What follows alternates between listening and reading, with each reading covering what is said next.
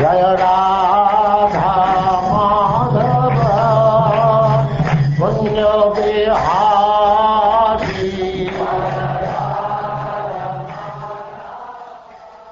And now we begin the 10th canto, Chapter 1, The Advent of Lord Krishna, Introduction.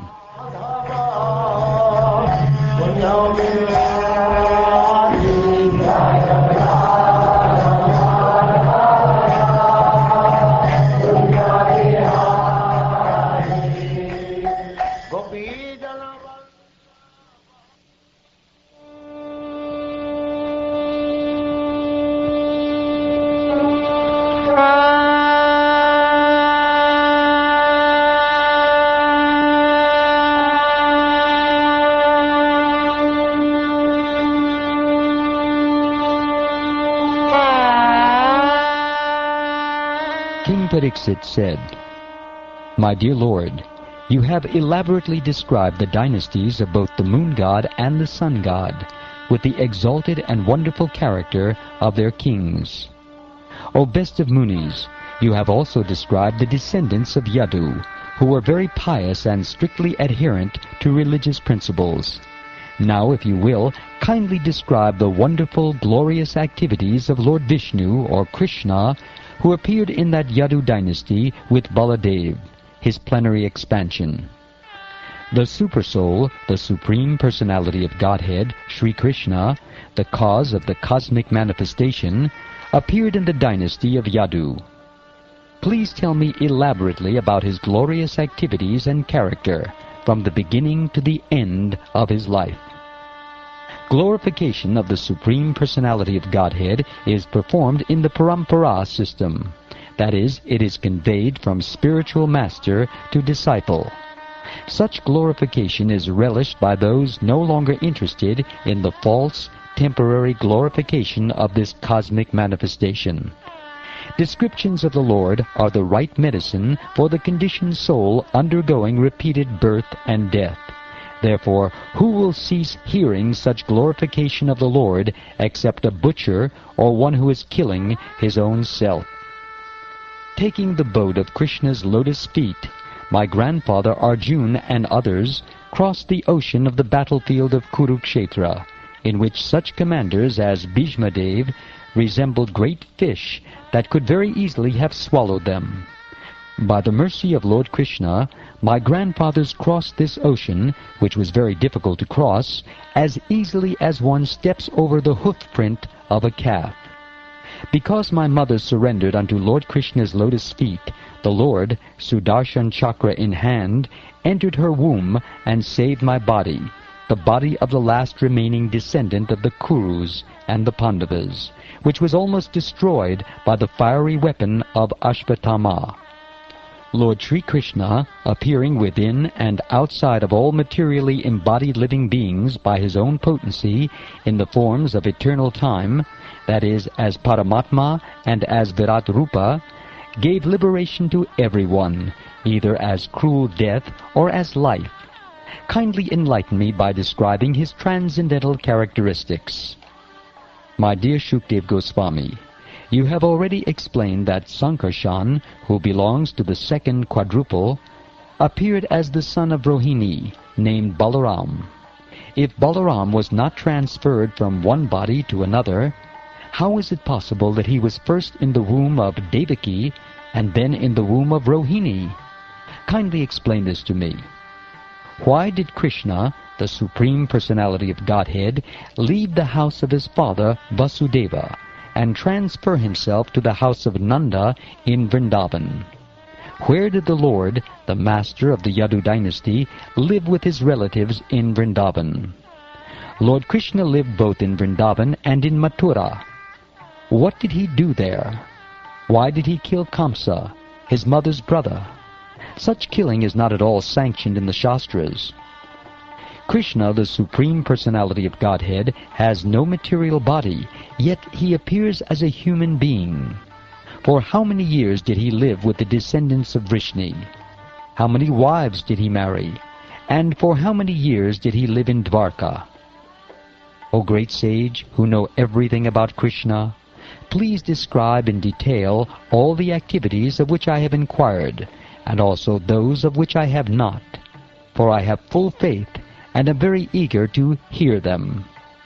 Because of my vow on the verge of death, I have given up even drinking water, yet because I am drinking the nectar of topics about Krishna, which is flowing from the lotus mouth of your lordship, my hunger and thirst, which are extremely difficult to bear, cannot hinder me.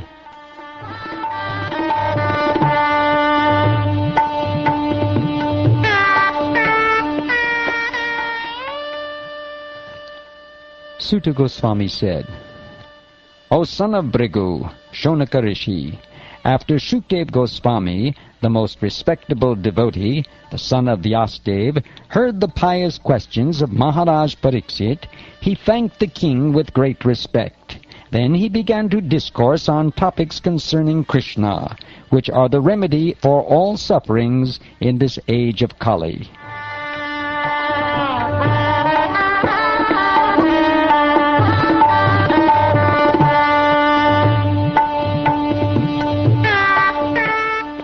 O your Majesty, best of all saintly kings, because you are greatly attracted to topics of Vasudeva, it is certain that your intelligence is firmly fixed in spiritual understanding, which is the only true goal for humanity. Because that attraction is unceasing, it is certainly sublime. The Ganges emanating from the toe of Lord Vishnu purifies the three worlds, the upper, middle, and lower planetary systems. Similarly, when one asks questions about the pastimes and characteristics of Lord Vasudeva, Krishna, three varieties of men are purified: the speaker or preacher, he who inquires, and the people in general who listen.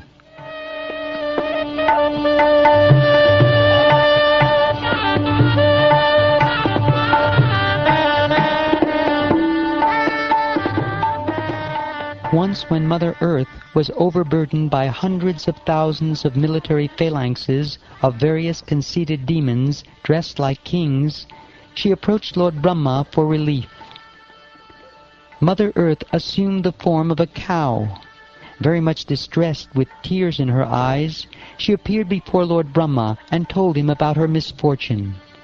Thereafter, having heard of the distress of Mother Earth, Lord Brahma, with Mother Earth, Lord Shiva, and all the other demigods, approached the shore of the ocean of milk. After reaching the shore of the ocean of milk, the demigods worshipped the Supreme Personality of Godhead, Lord Vishnu, the Master of the whole universe, the Supreme God of all gods, who provides for everyone and diminishes everyone's suffering.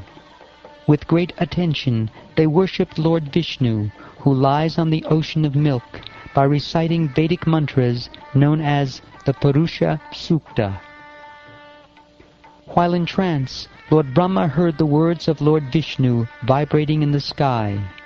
Thus he told the demigods, O demigods, hear from me the order of Kshirodakashayi Vishnu, the Supreme Person, and execute it attentively without delay. Before we submitted our petition to the Lord, he was already aware of the distress on earth.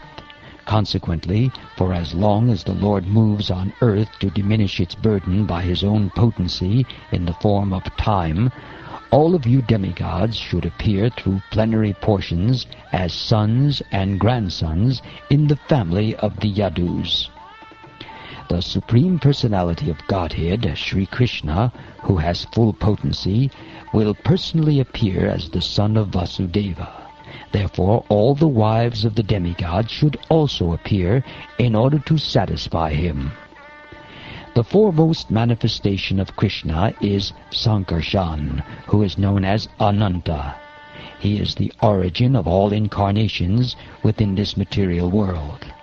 Previous to the appearance of Lord Krishna, this original Sankarshan will appear as Baladev, just to please the Supreme Lord Krishna in his transcendental pastimes. The potency of the Lord, known as Vishnu Maya, who is as good as the Supreme Personality of Godhead, will also appear with Lord Krishna. This potency, acting in different capacities, captivates all the worlds, both material and spiritual. At the request of her master, she will appear with her different potencies in order to execute the work of the Lord.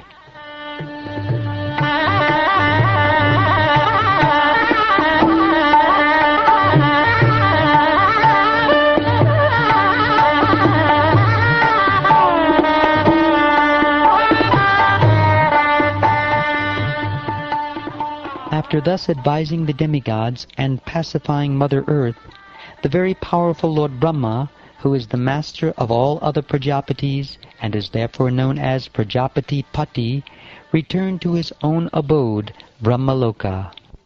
Formerly, Shurasena, the chief of the Yadu dynasty, had gone to live in the city of Mathura.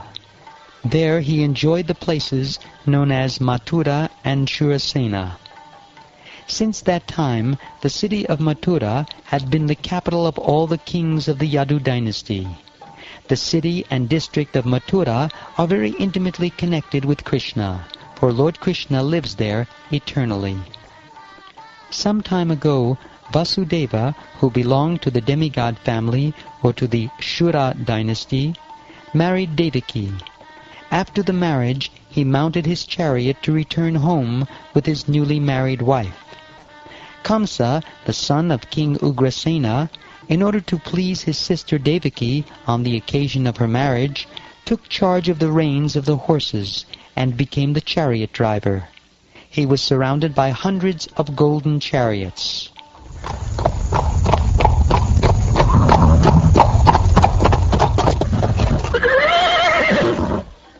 Devaki's father, King Devaka, was very much affectionate to his daughter.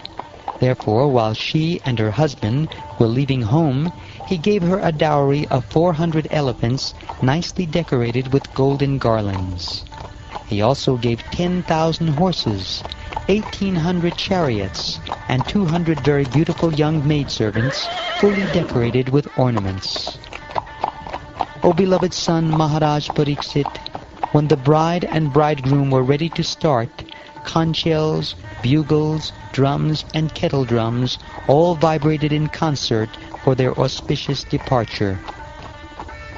While Kamsa, controlling the reins of the horses, was driving the chariot, along the way an unembodied voice addressed him. "You foolish rascal! The 8th child of the woman you are carrying will kill you." Kamsa was a condemned personality in the Bhoja dynasty because he was envious and sinful. Therefore, upon hearing this omen from the sky, he caught hold of his sister's hair with his left hand and took up his sword with his right hand to sever her head from her body. Wanting to pacify Kamsa, who was so cruel and envious that he was shamelessly ready to kill his sister, the great soul Vasudeva, who was to be the father of Krishna, spoke to him in the following words. "My dear brother-in-law Kamsa, you are the pride of your family, the Bhoja dynasty, and great heroes praise your qualities. How could such a qualified person as you kill a woman, your own sister, especially on the occasion of her marriage? O great hero, one who takes birth is sure to die, for death is born with the body. One may die today or after hundreds of years, but death is sure for every living entity. When the present body turns to dust and is again reduced to 5 elements, earth, water, fire, air, and ether, the proprietor of the body, the living being, automatically receives another body of material elements according to his fruitive activities. When the next body is obtained, he gives up the present body. Just as a person traveling on the road rests one foot on the ground and then lifts the other, or as a worm on a vegetable transfers itself to one leaf and then gives up the previous one, the conditioned soul takes shelter of another body and then gives up the one he had before. Having experienced the situation by seeing or hearing about it, one contemplates and speculates about that situation, and thus one surrenders to it, not considering his present body. Similarly, by mental adjustments, one dreams at night of living under different circumstances, in different bodies, and forgets his actual position. Under the same process, one gives up his present body and accepts another. At the time of death, according to the thinking, feeling, and willing of the mind, which is involved in fruitive activities, one receives a particular body.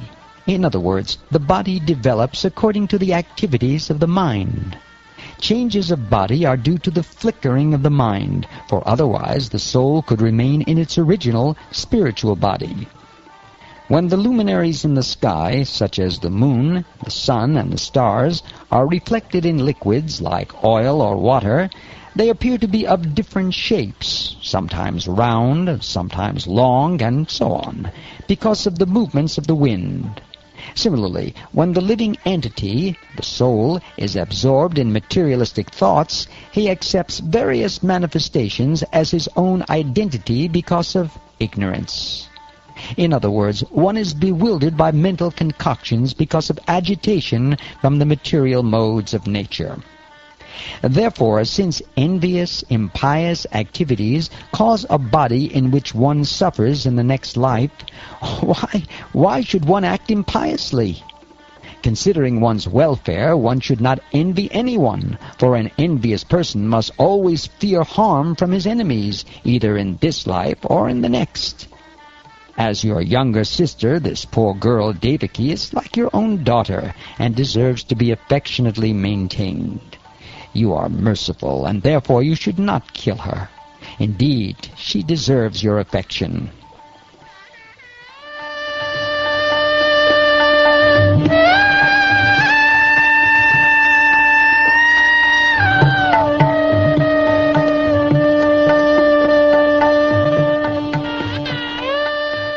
O best of the Kuru dynasty, Kamsa was fiercely cruel and was actually a follower of the Rakshasas.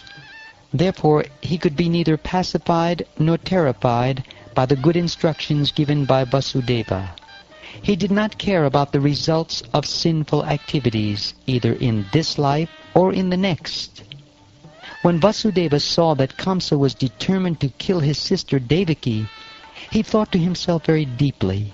Considering the imminent danger of death, he thought of another plan to stop Kamsa.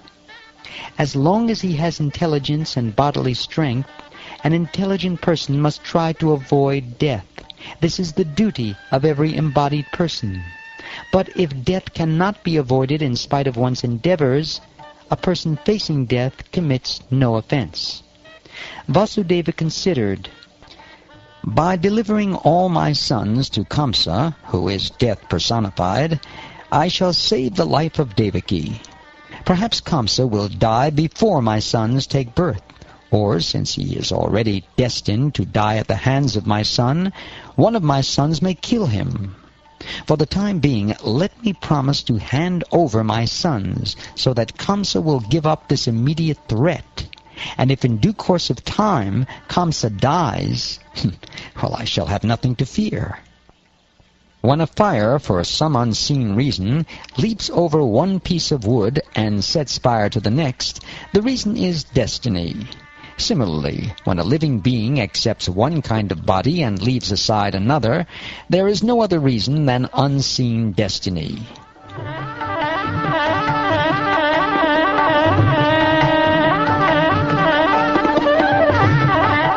After thus considering the matter as far as his knowledge would allow, Vasudeva submitted his proposal to the sinful Kamsa with great respect.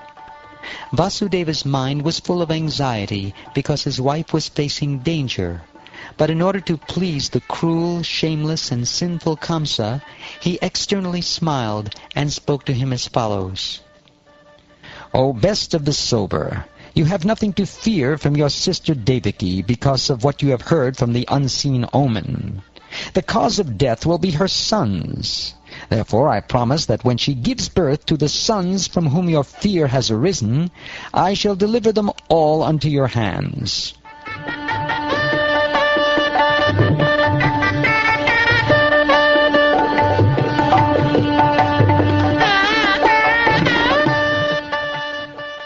Kamsa agreed to the logical arguments of Vasudeva, and having full faith in Vasudeva's words, he refrained from killing his sister. Vasudeva, being pleased with Kamsa, pacified him further and entered his own house. Each year thereafter, in due course of time, Devaki, the mother of God and all the demigods, gave birth to a child. Thus she bore 8 sons, one after another, and a daughter named Subhadra. Vasudeva was very much disturbed by fear of becoming a liar by breaking his promise. Thus, with great pain, he delivered his firstborn son, named Kirtiman, into the hands of Kamsa. What is painful for saintly persons who strictly adhere to the truth? How could there not be independence for pure devotees who know the Supreme Lord as the substance? What deeds are forbidden for persons of the lowest character? And what cannot be given up for the sake of Lord Krishna by those who have fully surrendered at his lotus feet? My dear King Parikshit, when Kamsa saw that Vasudeva, being situated in truthfulness, was completely equipoised in giving him the child, he was very happy. Therefore, with a smiling face, he spoke as follows. O Vasudeva, you may take back your child and go home. I have no fear of your first child. It is the 8th child of you and Devaki I am concerned with, because that is the child by whom I am destined to be killed.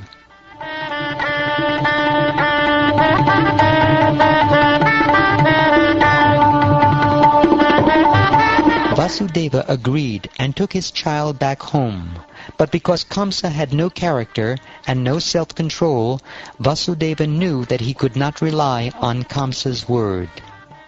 The inhabitants of Vrindavan, headed by Nanda Maharaj, and including his associate cowherd men and their wives, were none but denizens of the heavenly planets, O Maharaj Parikshit, best of the descendants of Bharat, and so too were the descendants of the Vrishni dynasty, headed by Vasudeva and Devaki and the other women of the dynasty of Yadu. The friends, relatives, and well-wishers of both Nanda Maharaj and Vasudeva, and even those who externally appeared to be followers of Kamsa, were all demigods. Once the great saint Narad approached Kamsa and informed him of how the demoniac persons who were a great burden on the earth were going to be killed. Thus Kamsa was placed into great fear and doubt. After the departure of the great saint Narad, Kamsa thought that all the members of the Yadu dynasty were demigods, and that any of the children born from the womb of Devaki might be Vishnu. Fearing his death, Kamsa arrested Vasudeva and Devaki and chained them with iron shackles. Suspecting each of the children to be Vishnu, Kamsa killed them one after another because of the prophecy that Vishnu would kill him. Kings greedy for sense gratification on this earth almost always kill their enemies indiscriminately. To satisfy their own whims, they may kill anyone, even their mothers, fathers, brothers, or friends. In his previous birth, Kamsa had been a great demon named Kalanemi, and had been killed by Vishnu. Upon learning this information from Narad, Kamsa became envious of everyone connected with the Yadu dynasty. Kamsa, the most powerful son of Ugrasena, even imprisoned his own father, the king of the Yadu, Bhoja, and Andika dynasties, and personally ruled the states known as Shurasena.